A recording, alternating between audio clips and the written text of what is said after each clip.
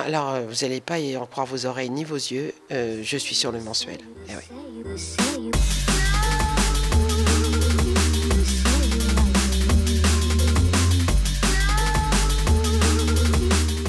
On s'est toujours dit, quand on a écrit les spectacles seuls en scène, c'est parce qu'on avait un truc à dire, c'est parce qu'on avait un truc qui nous énervait. Donc on attend d'être très très énervé après quelque chose, et après on se dit allez, on y va. Puis nous, on ne fait pas du one-man show habituel, on fait des choses plus... c'est vraiment un fil rouge, il y a du décor, il y a de la lumière, il y a de la musique, il y a des chansons, il y a mille choses, c'est pas juste des sketchs. Et là, ce qui nous embêtait, c'est cette espèce de litanie de c'était mieux avant, et en vieillissant, moi j'ai l'impression que c'est pour me faire reculer à un endroit où je n'irai plus, et en plus que je trouve assez... enfin, ça freine les envies, ça freine le progrès, et puis on en sent ça tout le temps, et c'est pas bon, quoi. Ça fait dire aux gens, aux jeunes, ben, ce que vous allez vivre, ça va être nul, puisque nous, c'était mieux ce qu'on a vécu. Non mais sérieusement, ça veut dire quoi, c'était mieux avant? Le rimel de nos premières booms. Vous vous souvenez? La petite boîte noire avec la petite brosse. Il fallait cracher sur la petite brosse. Après, on touillait pour faire une pâte et on se peignait les cils avec. C'était d'un chic. C'est quand même mieux le mascara, non? Bon, puis arrêtons de dire que tout a changé. Que nos parents regardent Michel Drucker il y a 50 ans sur un gros poste en noir et blanc. Ou nous, aujourd'hui, hein, sur un écran à LED incurvé dernier cri. Eh ben c'est pareil, on regarde toujours Michel Drucker. C'est juste une nostalgie de soi. En fait, c'est extrêmement égoïste. C'est de se dire, moi j'ai aimé ça, donc j'aimerais bien le retrouver. Mais c'est pour soi. Et c'est vrai que ce qui était mieux avant, à partir d'un certain âge, c'est nous. C'est parce qu'on était jeunes, qu'on avait toute la vie devant nous, qu'on était insouciants, c'est l'insouciance. Moi, en vieillissant, ce qui me manque, c'est l'insouciance. C'est d'être toujours obligé de me poser les bonnes questions, de sentir que plus ça va, plus je suis obligé, je raisonne, parce que je vieillis.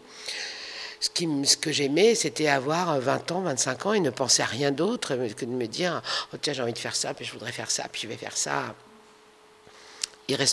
Sans responsabilité. Mais rien n'était si bien que ça avant.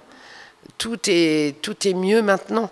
Il faut le savoir, on souffre moins, on se fait soigner, le travail est moins pénible, on voyage comme on veut, enfin, il y a mille progrès dont on ne pourrait plus se passer aujourd'hui.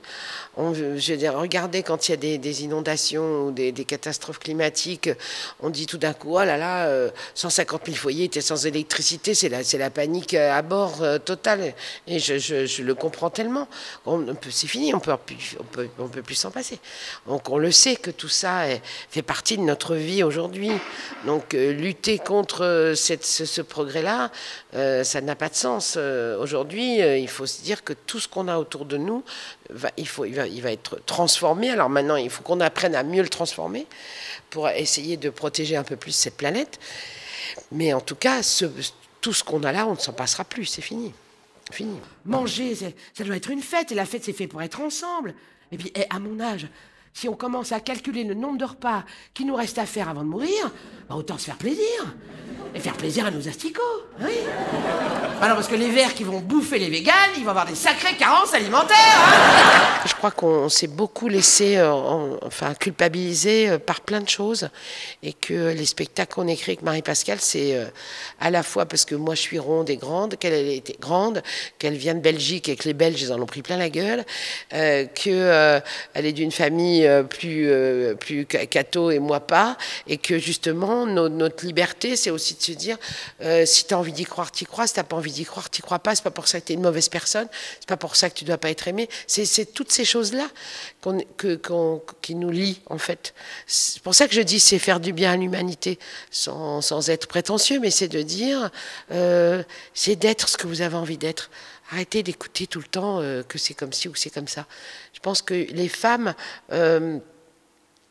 aujourd'hui qui sont des victimes, avec les MeToo, avec tout ce qu'on entend, avec tout ce qu'on sait aujourd'hui de silence qui est en train de se briser, ce qui est la vérité, et ce qui est formidable d'ailleurs, mais c'est de dire à un moment, on n'est pas obligé d'accepter quoi que ce soit qui ne nous convienne pas. On peut dire non à quelqu'un, on peut ne pas être battu par son mari, on peut s'en aller, on peut, même si c'est pas simple, mais qu'est-ce qui est simple? Je veux dire, de se faire battre ou d'arrêter de se faire battre et que ce soit compliqué. Voilà, c'est ce qu'on a envie de dire aussi, qu'on n'est pas obligé d'aller avec des gens qui ne vous vont pas, on n'est pas obligé de tout ça. C'est pas... voilà. Et les femmes, aujourd'hui, leur liberté, c'est l'égalité, ça j'y crois à fond les ballons. Je pense que plus on se battra pour à salaire égal, travail égal, et mieux ce sera. Et l'éducation, c'est la base. C'est que les mères et les pères des enfants aujourd'hui apprennent le respect aux garçons vis-à-vis des filles et qu'on apprenne aux filles à être indépendantes et ne pas avoir peur. Voilà. Moi, j'adore la pub. J'ai l'impression de vivre dans un monde idéal. Les voitures roulent sur des corniches en plein été. Il n'y a personne sur la route. Elle traverse la place de la Concorde. Elle est vide. Après tout, je suis peut-être pas si mal. De toute façon, la mode est au vintage. Je pense que l'esprit a besoin de tout pour survivre, pour se régénérer, pour attiser sa curiosité.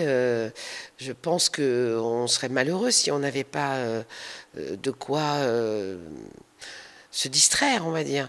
Maintenant, on pourrait le trouver en soi-même, hein. C'est sûr qu'on peut se regarder dans la glace et se dire je vais faire le clown, je vais faire une peinture chez moi, je vais... voilà. Mais bon, on n'a pas tous les mêmes talents et les mêmes envies.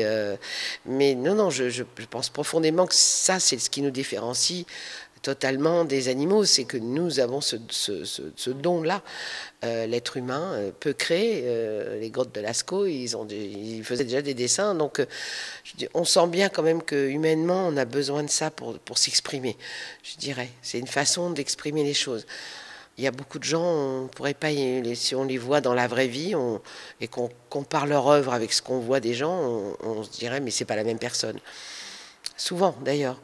Même quand on voit la tête de Picasso, on a l'impression d'un bon petit bonhomme. Hein. Et puis, quand on voit ses peintures, on se dit, mais il y a tout ça dans la tête de cette personne, c'est fou. Et non, je crois que l'art et l'artistique, c'est indispensable à la vie. Indispensable.